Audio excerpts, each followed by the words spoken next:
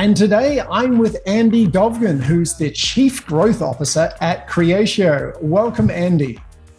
Matt, it's a big pleasure to be here today. Really, the pleasure's all mine. And I think we were reflecting earlier, we first met in 2019, and I've had the pleasure of kind of watching from the sidelines of quite an amazing career you've had, even in that short time. So I'm really excited to dig into that with you today. But to start with, I'd like to give people some context. You are at Creatio, which I think is possibly the best player in your market space that many of us have never heard of. You're effectively competing against some real industry titans like Microsoft, Oracle, and Salesforce. So can you please tell us, who's Creatio? What do you do? And then maybe we can talk a little bit about how you're competing with these big guys. Yeah, absolutely. Look, and I must admit that was one of the best training sessions I attended, the ones that you narrated, so really kudos, incredible job. But coming back to Creatio, so the way how we think about ourselves, we are a global provider of one platform to automate your industry workflows in CRM with no code, right? And if you think about our story and kind of the major promise that we give to the market is that, every time when you're going through a change is hard, and a bigger change is even harder. And what is the most, often word that you hear when you're going through a change? It's no, right? No, it can be done. No, we don't have resources. No, our backlog is so full. No, you want to automate your onboarding process. You want to get your customer quickly through a system. No, you need to wait, right? So, and the kind of benefits that we bring to the table is that we give you the freedom to own your automation and turn those no's into yeses, so that you can hear much more yeses and you can go from one place to another much quicker and with that freedom. And we do that because we offer you unlimited customization, ability to change things without having professional development skills, being able to configure and create your own application or your own workflow really simple. And we do that everything in one platform. And we believe it's a very strong message. And there is a big interest to that. We are growing very fast. And yes, we do compete with some big boys in the block, but we're kind of inspired with that. And it's a fun place to be. And right now, as the company goes through stages, I believe now probably is the best time in our history. I hope that we will also have incredible time in the future, but now I'm totally enjoying every day being here at Creatio because the team gets bigger in our global offices. We have amazing traction with customers. We have amazing traction with partners. The product is awesome. So it's incredible. So there's a very interesting analog for me, because back in 2004, I just met what was then the hot darling of the industry, Salesforce, which now has become more one of the dinosaurs really in the industry. But back then, we had just under 500 employees, very similar size to Creatio today. I was so excited to join that company because we were changing the rules. And if I think about where Creatio is in your life cycle, it feels very much the same. The people we talk to that are Creatio users and customers are total evangelists. They've got the new religion. And from what I see about the employee surveys and your Glassdoor reviews, people love working there. So I think you're right. I think now is a really fantastic time to join. Yeah, and one of other attributes of the company, and then probably we will move on with the topic, is that everything what we do with genuine care, right? It's something that you probably not experience a lot with enterprise vendors, when there are a lot of situations when companies and people are being treated as numbers. We care and we mean it, and we are kind of giving our hand first and then think about business. And the entire culture that is reflected actually in my career is about that, right? So how we can be engaged, how we can help people, how we can grow together, and how we can care about people that are around us. And this was about growing business. I love it. So let's talk about that. I mean, you've got a fantastic role now, Chief Growth Officer, but you didn't get there, from the scratch. So can we talk about your origin story? I'd love for people to, because you really are an international man of mystery. We'll talk about this more because you're very well traveled, spent a time with many different cultures. So when you joined Creatio, I'd love to know where you were living and the role that you first took on. And maybe you could tell us the size of the company back then. Yeah. So when I was joining Creatio, actually, I came from HR background, believe me or not. My initial degree was psychology, with medical psychology. I loved that era, but with my, I guess, personality, it just felt not like a right place, I guess. So I moved to HR, and I felt like HR is not my place. I felt bored, and I wanted to sell, because I started to train salespeople. And every time I go to a room with the salespeople, they would ask me a question: "Do you have sales experience?" And my answer was like, "No," and I was trying to work around that. So that was a little bit embarrassing. So my initial thought was, why don't I go and get that experience, kind of hit my number, kick ass, come back, and then I will be a really good trainer. But when I came to kind of the sales and to Creatio, so Creatio was my first kind of sales job I ever had, I felt like it's a much cool place, and then I stayed, right? I never wanted to come back. So when I joined Creatio, I joined as an account executive. The team, I joined it in Europe, and the team was about 125 people, and the sales team was much smaller now, right? And I probably was the only one who didn't have any sales experience, so I needed to catch up, right? And I remember I was reading a book, and the book had a very clear statement, like, if you want to be successful, and this is something that you're trying first time, you need to kind of outperform everyone around you. So you need to be there early, and you need to get out of your kind of working desk late. So what I did, I was getting into the office. I was the first one to get into the office. And I was waiting, like I was working until there is no one in the floor, and then I was leaving. And I worked in that kind of way for 7-8 months. So that, and then I felt like I started to feel confidence, and I started to feel that I understand the profession. It's interesting. All things being equal, there's nothing you can swap out for hard work, right? Is really absolutely putting the effort in. So yeah. So talk to me about this. So you came in, you established yourself as a successful account executive. How long until you took your next role, and what was that? It was very quickly. Look, I probably spent as an account exec 7 or 8 months, and then because we were growing, and I got an opportunity to start building up my team. The team was relatively small, only 2 people, and I started to report to my CEO. That was a lot of fun.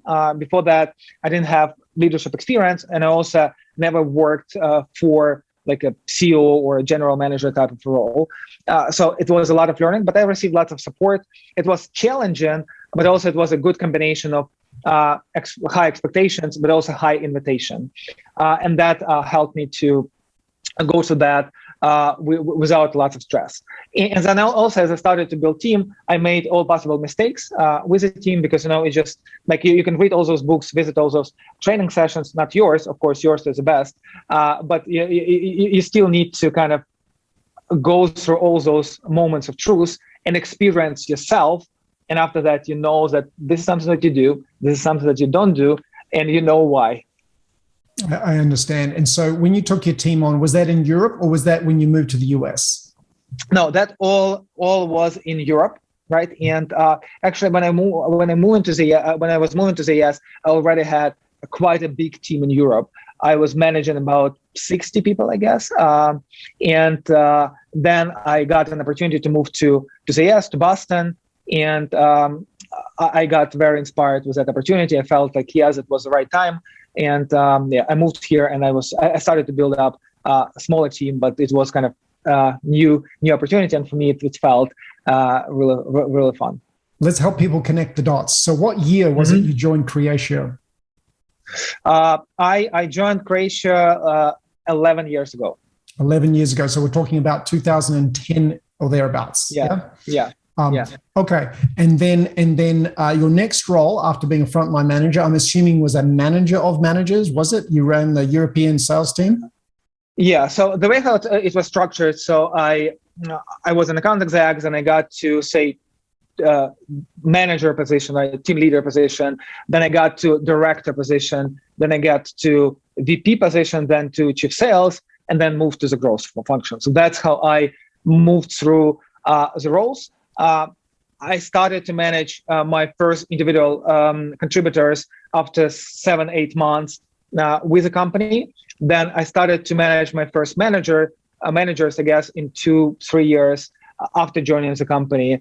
And then I got to my C-suite role probably 5-6 years after I joined the company. What was the big difference, if you can remember back, between managing individual contributors and then all of a sudden managing the managers? How did your focus change?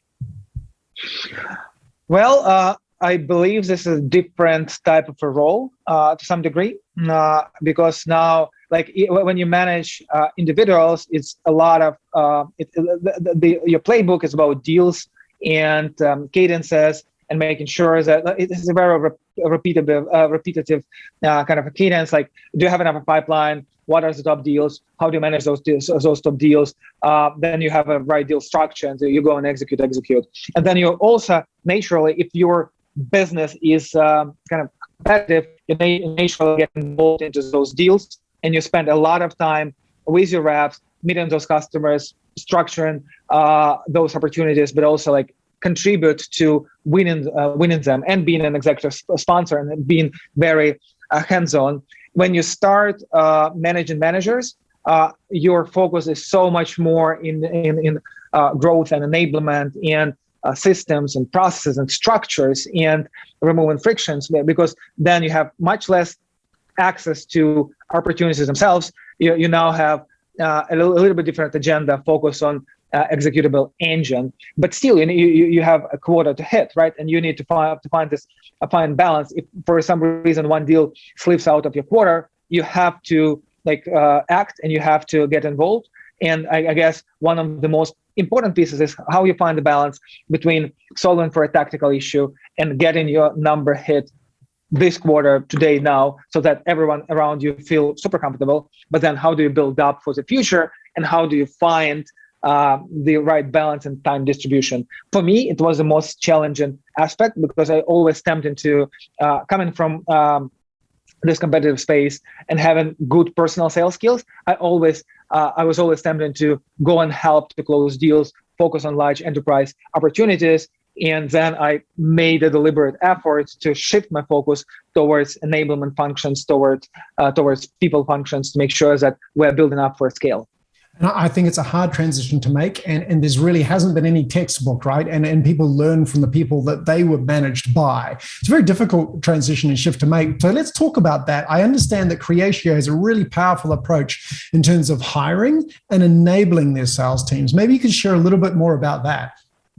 Yeah, and we moved through a couple of stages in our evolution. So if we talk about hiring process, I think now it's a very well documented approach. From one hand, we understand that the market's super competitive, so we want to go through all the stages really quickly. And by the way, Matt, you talk about that on your training, and actually I made lots of notes from that session. So we try to organize a very seamless process that is friction-free, and you can complete it quite quickly.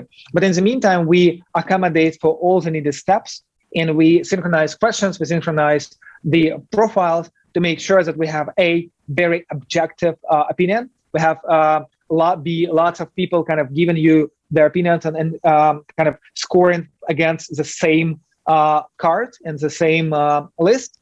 And then we also incorporate a certain additional criteria that help us to constantly raise the bar, right? So we always ask ourselves a number of questions. For example, do we believe that this person will elevate the current team? Or do we believe that, if I had to bet, would I bet that this person will become super successful in Creatio, and why, right? Alongside very scientific approach with very defined questions and scores, we also have some additional things that help us to also have this emotion there and have a healthy debate. So that's how we hire. And I think we also, on a quarterly basis, we review the numbers, and we're trying to introduce better process, and we try to streamline it for candidates, but also streamline us for efficiency of ourselves. And the ultimate idea in mind, which is not a big surprise, is trying to find a candidate that we believe will be successful in our organization. So it's a really big win for them and really big win for us. Now, when we move to enablement side of things, what we did, so we interviewed a lot of sales enablement leaders out there, and then we decided to take one of our best sales people here in Boston and use his tenure, use experience, and kind of build up the managerial skill, because all the candidates we spoke with, they were kind of missing some critical pieces that this individual has. And it's since then, it was a sincere pleasure and incredible journey working with him. So we started to build up the enabling functions that included a very well thought onboarding process. Also, we are focused on a number of knowledge aspects. So we train you on our product and value props so that you understand like what we are selling. We are training you on all sorts of different business models and use cases, so that when you hear, because a step back, Creatio is a very wide use tool. Like we can automate, for example, in a pharmaceutical industry, a process of drug registration. It has nothing to do with CRM, but when you hear those kind of processes and use cases, you should be able to connect the dots and understand Creatio can be a good fit. And for that, we do lots of kind of use case math, and we try to structure different verticals and use cases in a very digestible way, so our team can relate to it and use it in their sales conversation. And then we also work on the sales skills and specific sales tools, though we already have kind of a bar when we getting people into the company. So we do expect you to know how to structure a discovery call. We do expect you to understand how to work on a solution, or say an ROI business case. You should know the basics. You should have experience to do that before. And now on the onboarding, we're trying to kind of cut those corners and help you to understand how we do this here in Creatio and how we can elevate the game. But we're not trying to like install those skills from a ground zero, because it just takes a lot of time. Yeah, it's interesting. You know, the profile of role at Creatio is very appealing to someone like myself. I did a postgrad in finance, and so I ended up working with some companies that were like Creatio, very broad. Back in the day, it was called Electronic Data Systems. It became Hewlett Packard Enterprise. So people that might get attracted to go to a consulting firm like an Accenture or a Deloitte, where you get exposed to all these industries and all these different challenging business problems, would serve themselves well, I think, to look at a company like Creatio, because you get this wealth of experience. So there's opportunity to work with so many different business profiles and roles within those companies. I think it's a very intellectually stimulating environment. That's actually a very good point, and we certainly will start using that in our discussions with candidates. Because when you are in an environment where it's kind of a repeat scenario, like you learn one motion and then you go and repeat it. So probably for those who are really good at it and they know how to make great money and achieve great success, they're doing that, but it's difficult to enjoy it for a long period of time. And that's actually coming back to a question about career and why I stayed with Creatio for that long, is because it was always intellectually stimulating, right? And like as the company was growing, but also as our space got transformed.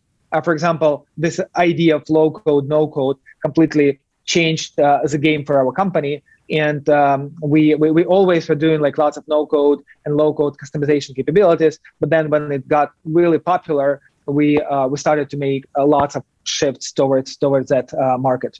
Yeah, I love it. So, and briefly, how has your thinking around hiring changed in the sort of post-pandemic world? Is there anything different now in terms of either the way you hire or where you hire people, or is it pretty much the same?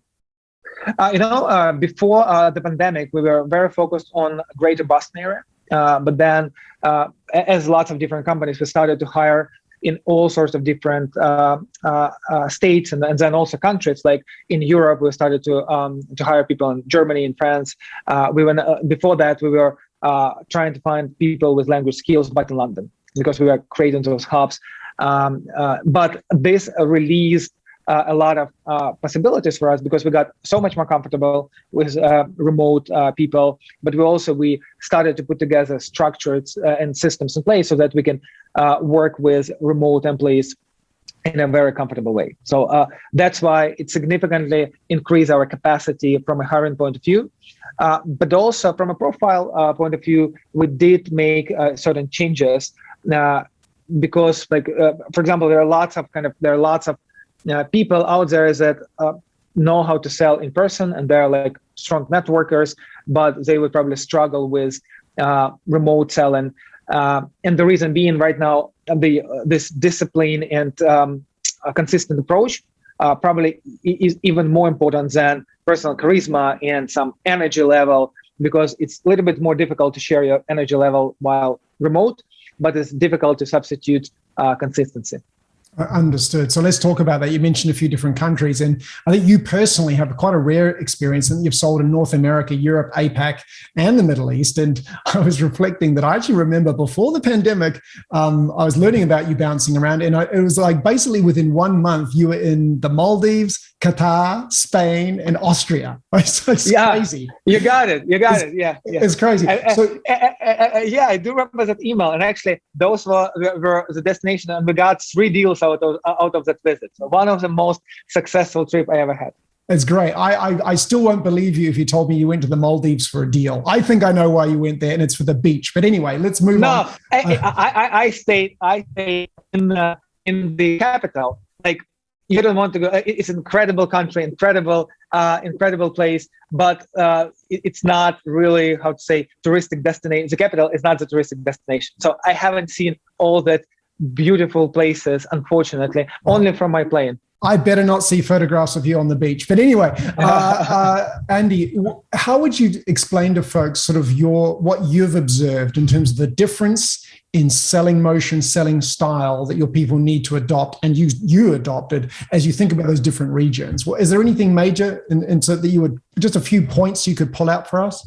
Yeah. So look, the way how I think about that, there are cultures where people are like have exclusive and inclusive kind of attitude towards people who are selling from outside, right? So there are cultures and countries that would love people from like outside to sell to them. Like, and this will be like this. There are a number of organizations that will sell that. No, that will say no. We don't want to work with locals. We want to work with someone who is outside.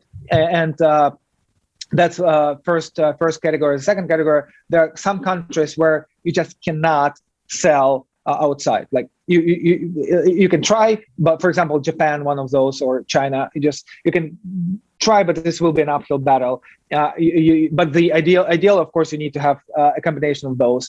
And then another point I wanted to make is that sales styles and relationship styles will be very different. There are still some fundamentals. You need to build relationships. You need to show respect. You need to show care. You need to outsmart and outplay your competition. But the way how you do it is very different, right? You mentioned, for example, APAC, in some of those sales environments, people who are coming from US sales style, when it's all super structured, super efficient, super organized, like I'm getting sometimes emails and I'm having a good laugh. Like if you were to send that email to someone in APAC region, you would literally insult people. But this is just an email written in the sake of efficiency, but it's not how it should be done, for example, in those regions. And people who don't have empathy to that culture or haven't done their research, they can fall short because they're not prepared. In some cultures, for example, everything is very slow, and you kind of need to be ready for that. And you can try to accelerate, but there is only so much you can accelerate. So you need to have this patience. And if you lose your patience and you try to kind of accelerate and speed up people, then you probably will get negative reaction. And there are lots of other experiences and examples. If you even sell inside Europe, like selling in Germany will be so much different with selling in France. Like selling in France, when you go to a lunch and you would have a good wine and you have a good conversation, and it's part of the business culture. And then selling in Germany, like you need to be super on time, super organized. The way how you moderate your meeting is very important and very connected with the ultimate impact that you want to make. Those are very small details. Of course, we can dive deeper, but I think that this cultural empathy and understanding of different sales cultures and behaviors is super critical if you scale globally. Yeah, that's 100% get it. And as you know, I've lived and worked in Asia Pacific and run global teams, and people don't get it. And it's important. It's quite hard because some of your people, especially as an executive, you're dealing with all sorts of different regions, and you need to quickly switch your brain in terms of even your written email style as you are dealing with different regions. Now, look, you've taken this new role, Chief Growth Officer, and sort of in our final few moments, I'd love for you to just to help sales leaders out there, revenue leaders, perhaps think about what it's like to make that transition, because now you're not on that monthly quota, hit your forecast. It's similar though. You're now responsible for demand gen, the SDRs, the brand, enable, all the stuff that goes around this to make the sales organization successful. Can you just share people, what's a day in the life of a CGO look like? What are you focused on? How are you measured? Yeah, look, in regards to the responsibility, so I oversee, as you rightly mentioned, lead gen and pipeline growth in general. Then I oversee our brand, which is the most exciting part, I guess. And that's one of the reasons why I joined, because I really want to help the company to significantly expand our brand exposure. Then it's product marketing and sales enablement. When I work with R&D very closely, I help with initiatives like, for example, product-led growth, or all sorts of different materials that out there. And also we work with sales organizations in regards to the enablement functions. I also support our sales engineering roles to make sure that they have enough data and information from the product, and make sure that we have a repeatable process over there. So in regards to the biggest difference, I do agree with you. You mentioned 2 points, and they both are on point. So first, if you're on an executive position, professional life is never easy for you. Like it's fun, it's an excitement, it's lots of passion, lots of energy, but it's never easy. So that's why I don't have a quota, but still I have lots of commitments, and I need to report to board, and I need to be on executive sessions, and I want my executive team to succeed. And I know that I'm a very important part of the cycle. So that's why it's a little bit different feeling, but if you're trying to kind of get away from your commitments, it's probably not the best path. But I do share this point in regards to changing a little bit of like your mindset state, because when I was in the sales position, I was getting out of bed with the idea like how much I need to make, what's my quota number, and I was going to bed, I was thinking about my quota and the number. And when I was dreaming, in 90% of the time, I also would think about my quota and my number. You need to get some hobbies, but that's okay. We keep talking. yeah. And when I go and run, I sometimes also think about that. So, but now when I get to this role, it has much more room for creativity, and you're in a little bit different state. You still have the sense of urgency. You still understand that you need to act each and every day. But in the meantime, you have this luxury of saying, all right, so how can we change the game? How we can elevate? It's not a little bit more of a creative side of the day. And it's also combined with a very repetitive cadences. So this part that allows you to think big, think creative, and think about growth, and kind of taking off the limits, right? And say, well, if we do this initiative, that sounds like a risk, but it also has a very high reward. Do we wholeheartedly believe it will bring us a result? Because in comparison to sales, you never know, right? And there are not that many signals that you can get in the very beginning of that journey until you've done it. But then you have to have a strong belief in your team, in this idea. You need to have a strong acumen and understanding of the market to take that risk. And I found that being the best part of this role. I love it. Well, Andie, I think we've got to the end of our time right now. This has been really, really tactic and insight packed. So I really appreciate it. You've had a really wonderful ride at Creatio. It doesn't stop here. You're now on that. You've hit that next step, and off you go again. So I'll look forward to catching up with you in 12 months' time to see what this stanza has been about. So thank you again so much for giving us the time today. Absolutely. And as I mentioned at the very beginning of the call, it's an honor. I really do believe that the stuff that you do, Matt, and your team is incredible. It's of a very high quality. So for those of the audiences who haven't attended those sessions, I strongly recommend that. Thanks so much, Andie.